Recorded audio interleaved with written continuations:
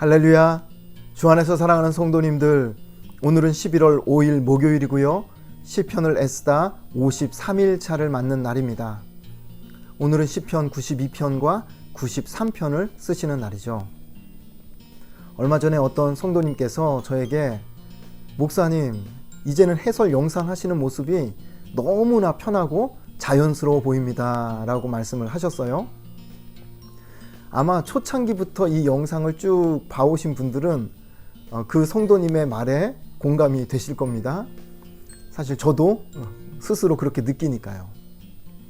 초창기만 해도 혼자 이 목회실 서재에 앉아가지고 카메라 보면서 이렇게 강의를 한다는 게 이게 여간 힘들지 않았습니다. 굉장히 시간도 오래 걸렸어요. 그런데 요즘에 이 촬영하는 시간도 좀 줄어들고 제가 너무 편안하게 이렇게 해설 강의를 녹화하고 이렇게 진행하고 있습니다. 너무 편안하다 못해 제가 문득 그런 생각이 들더라고요. 나중에 이렇게 하다가 성도님들 앞에서 설교를 하려고 하면 오히려 그게 더 어색하겠다 싶을 정도로 이 혼자 이렇게 해설 강의를 찍는 게 이제 너무나도 편안해졌습니다.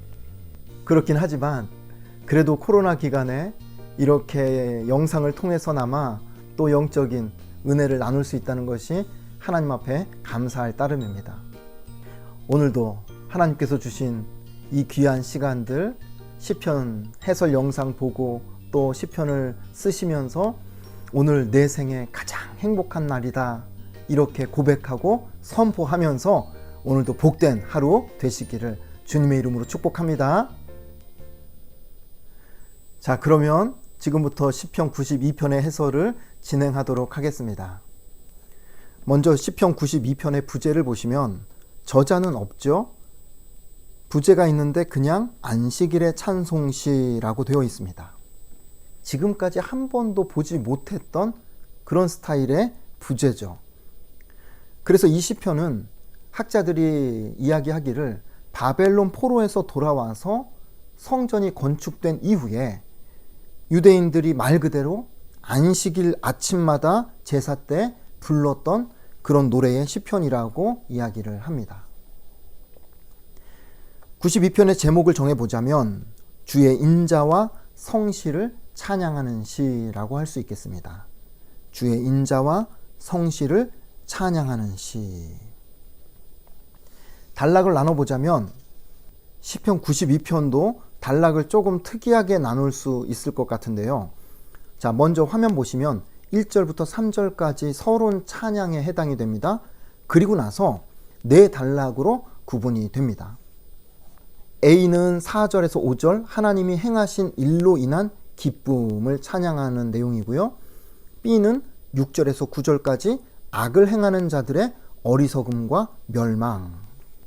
A-는 10절에서 11절까지 하나님이 주신 승리로 인한 기쁨을 찬양하는 내용이고요.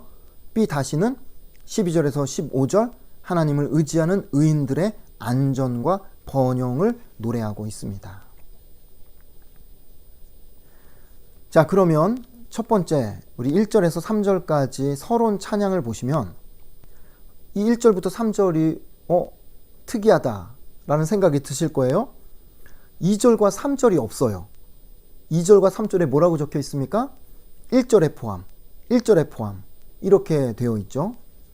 그래서 제가 여러분에게 이 개역개정 여러분이 가진 성경 1, 2, 3절과 히브리어 직역 성경하고 제가 대조를 해서 보여드릴 겁니다. 자, 화면을 보시면 왼쪽에 개역개정 여러분의 성경이 있고요. 오른쪽에는 히브리어 직역 성경이 1, 2, 3절로 기록이 되어 있죠. 잘 보시면 내용은 똑같아요. 그런데 히브리어 직역 성경은 3절로 나뉘어져 있는 거죠. 한번 왼쪽과 오른쪽에 제가 색깔 표시를 한 걸 보시면 개역개정의 1절 보시면 지존자여 여호와께 감사하며 주의 이름을 찬양하고, 이 내용은 히브리어 직역 성경으로 볼 때 1절에 해당이 되는 겁니다. 아침마다 주의 인자하심을 알리며 밤마다 주의 성실하심을 베품이 좋으니이다 라고 하는 개역 개정의 내용이 오른쪽 히브리어 직역 성경을 보면 2절에 해당이 되는 거고요. 개역 개정의 시편금과 비파와 수금으로라는 이 내용이 히브리어 직역 성경으로 보면 3절 10줄 비파와 수금에 맞춘 노래와 함께 전하는 것이 좋습니다. 이 3절에 해당이 되는 거죠. 그러면 왜 히브리어 직역 성경에는 세 구절로 되어 있는 걸 개역 개정에서는 한 절로 만들어 놨는가? 정확한 이유를 알 수는 없지만요. 아마도 한글의 특성상 번역 과정에서 세 절로 나누는 게 어색하고 오히려 한 절로 한 문장으로 만드는 것이 훨씬 더 자연스럽다는 생각이 되어서 이렇게 만들었을 것이라 추측을 해볼 수 있겠습니다. 자, 그러면 1절 말씀을 한번 화면을 통해서 다시 보십시오. 이 1절 말씀을 세 개로 구분해서 제가 좀 설명을 드리자면, 먼저 지존자여 이렇게 나오고 중간에 여호와께 나오죠. 찬양의 대상을 먼저 부르고 있습니다. 그리고 나서 두 번째는 찬양의 내용이 나오는데 인자하심 그리고 성실하심, 이것을 찬양의 내용이라고 할 수 있겠습니다. 그리고 나서 세 번째 시편금과 비파와 수금, 이런 내용들은 찬양의 방법이라고 할 수 있겠습니다. 특별히 여기서 시편금과 비파와 수금은 이 악기의 특성상 잔잔하고 정숙한 그런 곡조의 노래라고 할 수 있겠습니다. 자, 그러면 왜 그렇게 찬양을 하는가라고 할 때에 이제 A, B, A-, B- 이 네 단락을 통해서 찬양의 이유를 우리가 좀 살펴볼 수 있겠습니다. 자, 첫 번째 A는요 4절과 5절이라고 말씀을 드렸죠. 소제목은 하나님이 행하신 일로 인한 기쁨을 찬양하는 내용입니다. 4절 여호와여 주께서 행하신 일로 나를 기쁘게 하셨으니 주의 손이 행하신 일로 말미암아 내가 높이 외치리이다. 무엇을 찬양합니까? 주께서 행하신 일, 주의 손이 행하신 일 때문에 내가 기뻐서 찬양한다 라고 고백을 하죠. 5절에 여호와여 주께서 행하신 일이 어찌 그리 크신지요 주의 생각이 매우 깊으시니이다. 주께서 행하신 일이 너무 커서 찬양할 수밖에 없다는 겁니다. 주님의 생각이 너무 깊어서 그 깊은 생각을 찬양한다는 겁니다. 자, 그렇다면 하나님이 행하신 일이 무엇이고 하나님의 그 깊은 생각이 무엇인가? 그 내용이 이제 B 6절에서 9절까지 나오는데, 악인은 망한다는 거예요. 의인은 번성한다라는 것입니다. 이것이 하나님이 행하시는 일이라는 거죠. 그걸 찬양하는 거예요. 자, 그래서 B 6절에서 9절까지 악을 행하는 자들의 어리석음과 멸망에 대해서 하나님 앞에 찬양을 하는 내용인데요. 6절 어리석은 자도 알지 못하며 무지한 자도 이를 깨닫지 못하나이다. 무엇을 알지 못하고 깨닫지 못한다고 합니까? 앞에서 말한 주님께서 행하신 일, 주님의 그 깊은 생각을 어리석은 자들, 악을 행하는 자들이 깨닫지 못한다라는 이야기죠. 그래서 7절에 악인들은 풀같이 자라고 악을 행하는 자들은 다 흥왕할지라도 영원히 멸망하리이다. 그 결과 악인들이 풀처럼 그렇게 쑥쑥 자라고 흥왕한다 할지라도 결국에는 어떻게 된다고요? 멸망한다라고 말씀을 하는 겁니다. 8절에 여호와여 주는 영원토록 지존하시니이다. 주님은 최고로 높으신 하나님입니다. 심판하시는 하나님이 되십니다 라고 노래를 하죠. 그래서 9절에 여호와여 주의 원수들은 패망하리이다. 정령 주의 원수들은 패망하리니 죄악을 행하는 자들은 다 흩어지리이다. 주님이 그렇게 심판하신 하나님이 되시기 때문에 주의 원수들은 풀처럼 쑥쑥 자라고 흥왕하는 것 같아도 결국에는 패망할 것이다. 패망할 것이다. 두 번이나 강조를 하죠. 그리고 죄악을 행하는 자들은 다 흩어지게 될 거라고 말씀을 하고 있습니다. 바로 그렇게 악인들을 심판하시고 흩으실 하나님을 찬양하는 내용입니다. 이제 A-로 넘어가면 10절과 11절도 마찬가지로 왜 그렇게 하나님을 찬양하는지 그 찬양의 이유가 나오는데, 하나님이 주신 승리로 인한 기쁨을 찬양하는 겁니다. 10절, 그러나 주께서 내 뿔을 들소의 뿔같이 높이셨으며 내게 신선한 기름을 부으셨나이다. 여기서 들소의 뿔, 원래 뿔은 권능을 상징한다고 말씀을 드렸거든요. 그런데 들소의 뿔이다, 염소의 뿔도 아니고 이거 들소의 뿔이다. 그렇다면 능력도 아주 강한 능력을 상징하는 겁니다. 그렇게 하나님께서 의인을 강하게 하신다는 거죠. 뒤에 신선한 기름이 나옵니다. 여기서 기름은 그 당시 올리브 기름을 뜻하고 거룩을 상징합니다. 그러니까 하나님의 백성들, 의인을 거룩하게 하나님께서 구별하시고 보호하신다라는 거죠. 11절 가면 내 원수들이 보응받는 것을 내 눈으로 보며 일어나 나를 치는 행악자들이 보응받는 것을 내 귀로 들었도다. 의인은 분명히 목격하게 됩니다. 원수들과 행악자들이 하나님의 보응받는 것을 분명하게 보고 들게 된다라는 거죠. 그래서 하나님의 인자하심과 성실하심을 시편 기자는 찬양하는 겁니다. 이제 마지막 B-로 넘어가면 12절부터 15절까지 하나님을 의지하는 의인들의 안전과 번영을 노래하는 내용입니다. 악인들의 인생과는 차원이 다른 인생이라는 것을 강조하는 내용이죠. 자, 어떻게 다른가? 12절, 의인은 종려나무같이 번성하며 레바논의 백향목같이 성장하리로다.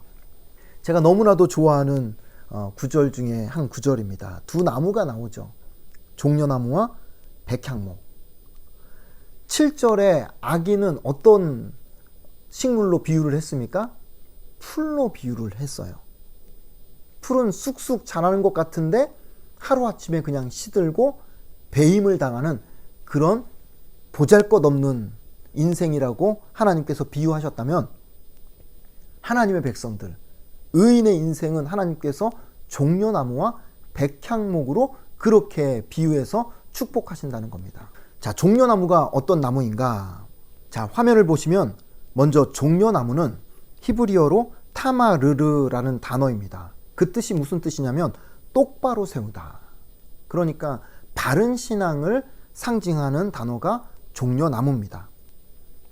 종려나무의 특징 몇 가지를 여러분에게 말씀드리자면, 먼저는 40년이 돼야 그제서야 열매다운 열매가 맺힌다는 거예요. 그러니까 굉장히 늦게 열매가 열리게 되죠. 그런데 그렇게 열매가 맺히기 시작하면 100년 동안 열매가 맺힌다는 거예요. 높이는 18m에서 25m까지 자라는 나무입니다. 사막의 뜨거운 햇빛에서도 아주 잘 자라는 나무고요. 잘 꺾이지 않는 특징을 가지고 있고요. 그리고 많은 열매가 맺히는데, 자료를 찾아보니까 이 나무 한 그루가 평생 맺는 열매의 무게를 달아보면 30톤 정도 된다. 도대체 30톤이 어느 정도 되는지 제가 감이 안 옵니다만, 그 정도로 어마어마한 열매를 맺는 나무가 종려나무라는 거죠. 그래서 이 나무가 너무 유용하기 때문에 화장품이나 약품 또는 음료, 가구에 사용이 되는 귀한 나무가 종려나무라고 합니다. 다음에는 백향목을 한번 볼까요? 제가 시편 29편에서도 설명드린 적이 있는데요. 백향목은 히브리어로 에레즈, 확고하다라는 뜻을 가지고 있어요. 이것은 믿음의 확고부동한 모습을 뜻하는 그런 상징적인 나무죠. 사시사철 흰눈이 덮여 있는 곳이 바로 레바논 산맥인데, 그 레바논 산맥에서 사시사철 찬바람을 맞으면서 풍설 속에서 아주 견고하게 자라는 나무가 바로 백향목입니다. 그래서 레바논에 여러분 국기를 혹시 보신 적이 있는지 모르겠지만 그 국기에 백향목이 그려져 있다는 거예요. 그 정도로 레바논 하면 백향목이 굉장히 상징적인 나무가 된다는 거죠. 백향목의 몇 가지 특징을 설명드리자면, 아까 종려나무는 한 18m에서 25m 자란다고 말씀드렸는데, 백향목은 40m에서 50m까지 자라고 둘레가 10m라고 지난번에도 말씀을 드렸어요. 아파트 한 20층 높이에 해당되는 그런 높이라고 말씀을 드렸죠. 특징이 향기가 아주 좋아요. 그래서 상쾌한 그런 느낌을 주는 나무죠. 잘 썩지 않고 상록수에 해당이 됩니다. 벌레가 먹질 않아요. 그래서 성전과 궁정을 세우는데 주로 사용이 되고요. 바위 틈에 뿌리를 깊이 내리는 나무가 백향목입니다. 그리고 추위에서도 아주 잘 자라는 특징이 있다는 것이죠. 자, 이렇게 보니까 종려나무와 백향목이 얼마나 귀한 나무인지 이제 느낌이 오시죠? 이런 종려나무와 백향목 같은 인생을 사는 사람들이 바로 하나님의 백성, 의인의 삶이라고 오늘 12절 말씀은 우리에게 분명하게 선포하고 있는 겁니다. 자, 그렇게 튼튼하고 멋진 나무가 어디에 심겨 있다고 말씀을 합니까? 13절에 그 내용이 있어요. 이는 여호와의 집에 심겼으며 우리 하나님의 뜰 안에서 번성하리로다. 성전 뜰 안에 심겨져서 그 나무가 번성한다 하는 것입니다. 하나님의 은혜 속에서 번성한다는 거죠. 그래서 그 나무의 특징은 14절, 그는 늙어도 여전히 결실하며 열매를 맺고 진액이 풍족하고, 진액은 수분이, 영양분이 풍족하다는 겁니다. 빛이 청청하니 항상 푸르르다라는 거죠. 그러니까 백향목 같은 경우에는 그냥 한 그루의 나무가 1000년 이상을 그냥 거뜬히 살아내는 나무거든요. 그렇게 세월이 지나도, 그렇게 늙어져도 여전히 열매를 맺고 푸르른 나무처럼 그렇게 복을 누리는 인생이 바로 하나님의 뜰 안에 거하는 하나님의 백성의 삶이요 의인의 인생이라고 성경은 말씀하는 겁니다. 더 나아가서 15절에 여호와의 정직하심과 나의 바위 되심과 그에게는 불의가 없음이 선포되리로다. 이 말은 의인의 삶을 통해서 세 가지가 선포된다는 거예요. 의인이, 하나님의 백성이 이 땅을 살아가면서 세 가지를 선포하면서 살게 되는데, 그 세 가지가 무엇인가? 여호와의 정직하심을 선포하게 됩니다. 여호와의 바위 되심을 선포하고요. 여호와의 불의가 없음. 이 말은 여호와의 선하심을 선포하고 드러내며 살아가는 인생이 바로 하나님의 뜰에 심겨진 의인의 삶이고 하나님의 백성들의 인생이라고 말씀하는 겁니다. 그리고 이 모든 것이 바로 하나님의 인자하심과 성실하심 덕분이라고 시편 기자는 높여 하나님 앞에 찬송을 올려드리는 내용이 바로 오늘 시편 92편의 내용이라고 할 수 있겠습니다. 자, 이제 시편 93편으로 넘어가면 시편 93편은요 보는 순간 은혜가 돼요. 왜요? 1절부터 5절까지밖에 안 되니까요. 저자나 정확한 시대적 배경은 알 수가 없어요. 그런데 대부분의 학자들은 이 93편 시편의 어떤 분위기나 이 내용을 볼 때 아마도 다윗이 썼을 거라고 추측은 해봅니다. 내용적으로 볼 때 그 배경이 국가적인 위기 속에서 하나님의 통치하심을 찬양하는 시편으로 그 분위기가 흘러가고 있음을 엿볼 수가 있습니다. 제목을 정해보자면 하나님의 영원한 통치와 위엄을 노래하는 시라고 제목을 정해볼 수 있겠습니다. 하나님의 영원한 통치와 위엄을 노래하는 시. 단락을 나눠보면 1절부터 5절까지밖에 안 되지만 제가 세 단락으로 나눠 드릴게요. 읽기 좋으라고, 이해하기 좋으라고 세 단락으로 나누면 1, 2절은 왕 되신 여호와의 통치를 찬양하는 내용입니다. 3절과 4절을 묶어서 왕 되신 여호와의 위엄, 그 위엄을 노래하는 내용이고요. 그리고 마지막 5절은 왕 되신 여호와의 영원함을 노래하는 내용입니다. 자, 먼저 첫 번째 단락 1절과 2절 왕 대신 여호와의 통치를 보면 1절 여호와께서 다스리시니 스스로 권위를 입으셨도다. 1절은 선언으로 시작이 됩니다. 말하자면 여호와께서 다스리시니 라는 말이 다른 성경으로 보면 여호와께서 왕이 되신다 이렇게 시작이 돼요. 선포죠.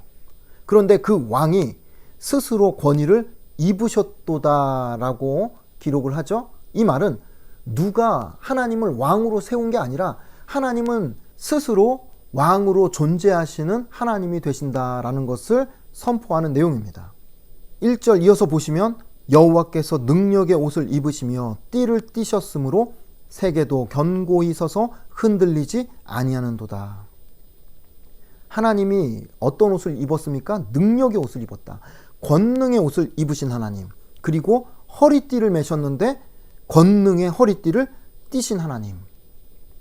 권능의 옷을 입고 권능의 허리띠를 띠고 다스리신다. 세계를 다스리신 하나님. 그래서 그 세상이 견고히 흔들리지 않는다라고 1절은 말씀하고 있습니다. 2절 보시면 주의 보좌는 예로부터 견고히 섰으며 주는 영원부터 계셨나이다. 쉽게 말해서 하나님의 통치는 영원 전부터 영원까지 어느 한순간도 중단 없이 지금까지 이어져 왔다는 뜻입니다. 두 번째 단락 3절과 4절을 보시면 왕 되신 여호와의 위엄을 노래하는 내용입니다. 특징은 물이라는 단어가 반복적으로 언급이 되고 있어요. 한번 3절과 4절을 제가 묶어서 읽어보도록 할게요. 여호와여 큰 물이 소리를 높였고 큰 물이 그 소리를 높였으니 큰 물이 그 물결을 높이나이다. 높이 계신 여호와의 능력은 많은 물소리와 바다의 큰 파도보다 크니이다. 자, 3절과 4절에서 물결, 파도라는 이 단어까지 포함하면 물과 관련된 용어가 무려 6번이나 등장을 하고 있습니다. 여기 나오는 물, 물결, 파도 이런 것들은 하나님의 통치를 거스리는 악한 세력들을 뜻합니다. 시편 기자 입장에서는 이스라엘 주변의 위협적인 이방 나라와 민족을 가리켜서 물결, 파도, 물이라고 그렇게 지칭을 하는 겁니다. 따라서 3절과 4절을 묶어가지고 시편 기자가 무슨 이야기를 하고 싶은 거냐면요. 세상에 아무리 강력한 파도와 물결 같은 그런 세력이라 할지라도 그런 대적이라 할지라도 온 세계의 통치자 되시는 여호와 하나님이 훨씬 더 크시다. 위대하시다. 하나님의 크고 놀라운 위엄을 노래하고 찬양하는 내용입니다. 마지막 5절 가면 왕 대신 여호와의 영원함을 찬양하는 내용입니다. 5절 여호와여 주의 증거들이 매우 확실하고 거룩함이 주의 집에 합당하니 여호와는 영원 무궁하시리이다. 주의 증거들, 여기서 주의 증거들은 여호와의 말씀을 뜻하고요. 여호와의 말씀은 확실하다는 겁니다. 그리고 뒤에 여호와의 그 집이 거룩하고 영원 무궁하다라고 찬양하면서 시편 93편은 끝마치게 됩니다. 오늘 이렇게 해서 시편 92편과 93편의 해설을 정리하고 마치게 됩니다. 저는 오늘 해설을 준비하고 묵상하면서 백향목과 종려나무 같은 하나님의 백성들의 인생을 한번 묵상하는 시간을 가져보았습니다. 특별히 종려나무, 백향목과 같은 인생을 한 줄로 요약하는 내용이 14절에 나오거든요. 14절 보시면 그는 늙어도 여전히 결실하며 진액이 풍족하고 빛이 청청하니라는 이 구절을 제가 묵상하는 시간을 가져본 거예요. 이 구절에서 늙어도라는 단어가 제 눈에 쏙 들어오더라고요. 노년을 생각을 해보는 거죠. 뭐 저라고 안 늙을 수 있겠습니까? 예수를 믿으나 안 믿으나 세월이 흐르면 사람이 늙어가는 것, 이것은 하나님이 정해주신 인생의 순리죠. 그런데 예수 믿는 사람은 나이가 들어 늙어가더라도 다르다고 성경은 말씀하는 거예요. 뭐가 다른가? 라고 할 때에 저는 14절 말씀에서 세 가지 다른 것을 묵상해 보는 거예요. 첫 번째 다른 것은 뭐냐면 그는 늙어도 여전히 결실하며 라는 이야기입니다. 예수 믿는 사람의 노년에 열매가 있다는 거예요. 젊을 때만 열매가 있는 것이 아니라 오히려 나이가 들어서도 젊을 때 못지않은 귀한 인생의 열매를 거두게 된다라고 성경은 분명히 말씀하는 거죠. 이런 말씀 드리면 아마 속으로 그러시는 분들이 계실지 모르겠어요. 나는 예수 믿고 지금까지 살아왔어도 나이 들어서 별 열매가 없는 것 같은데, 나이만 먹었지 뭐 하나 자랑할 것도 없고 내놓을 만한 열매가 없는데 라는 생각을 하실지도 모르겠습니다.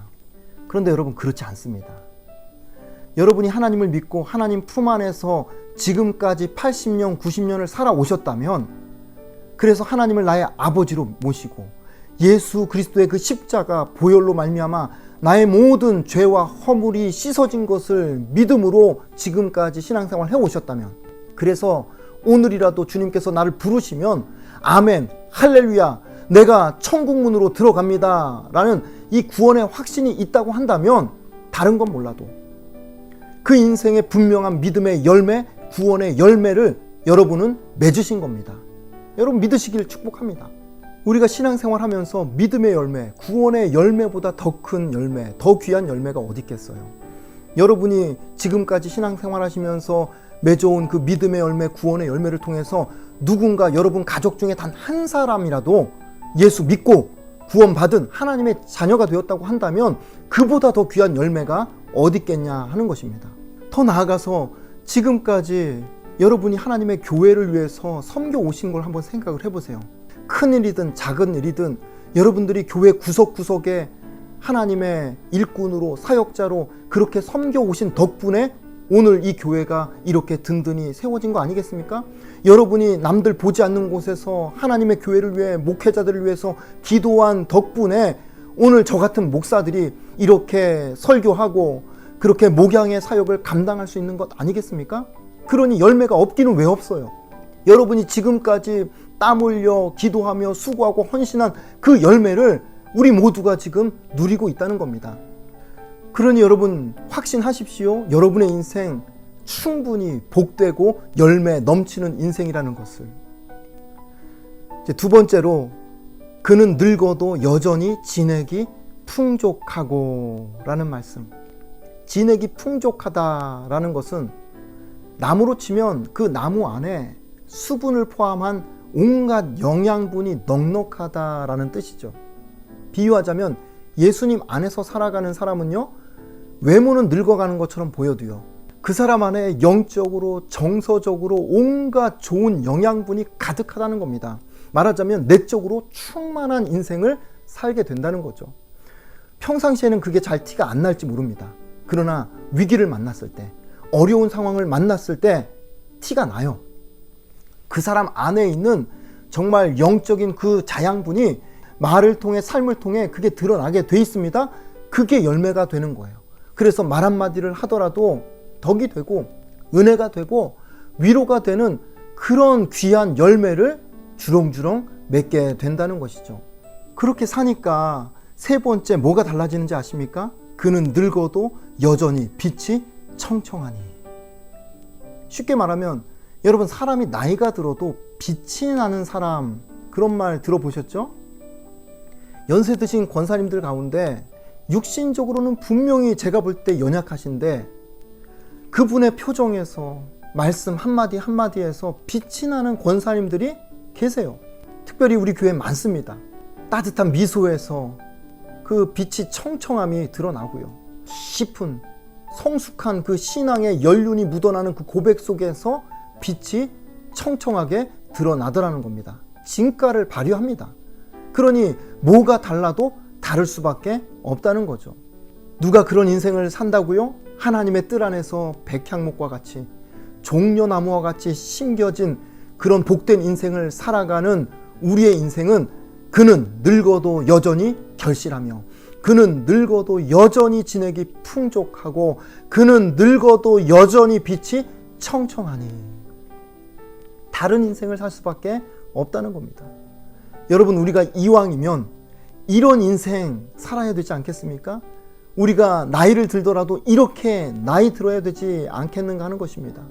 그러니 사랑하는 성도님들, 오늘 우리가 시편 92편과 93편을 쓰시면서 어제보다 오늘 우리의 육신은 조금 더 늙어졌을 수 있습니다. 쇠하여졌을 수 있습니다. 아마 세포도 몇 천 개, 몇만 개가 더 죽었을지 모르겠습니다.